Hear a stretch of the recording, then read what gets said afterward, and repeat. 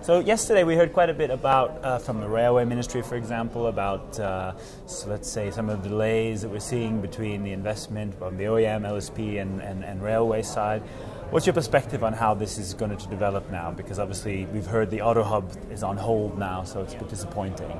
Well, that particular session in which Madam Suhas Kumar, the Director of Freight Marketing of Indian Railways, did provide a good insight of how the railways viewed the whole project. Yeah, absolutely. But certainly it was a shocker when she said that the auto hub policy has been put on hold. Yeah. Because that was one of the vital policies to get the rail movement going in India. Yeah.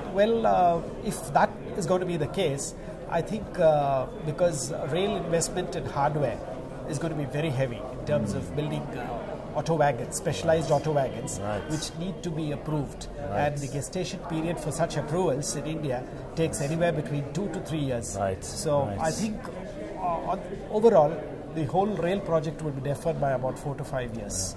So possibly rail as a solution, effective solution for logistics movement in India could be 5 years down the line and not within that period. Which if we consider the forecast, we could be seeing a market of 6 million cars by then, which would obviously put quite a lot of pressure on the roads. And just for the benefit of our viewers, the auto hub proposal originally was meant to be, can we just summarize that actually? Yeah. See, the earlier auto hub proposal which the Indian Railways had promoted was to use railway land which was vacant.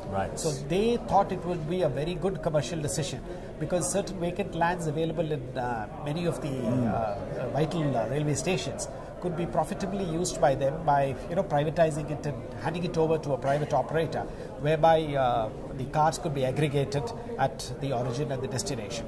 So that was the purpose by which the auto hub policy was initiated. But unfortunately, it looks like that there is a change in the policy thinking of the government, Indian Railways in particular, whereby they feel that handing over railway land may not be the right option. So possibly what, in my opinion, could take off is logistic parks are being developed in the country. Huge mega logistic parks. So these logistic parks do provide a lot of space for car aggregation, and possibly when it is linked with the existing rail lines, that could serve as auto rail hubs.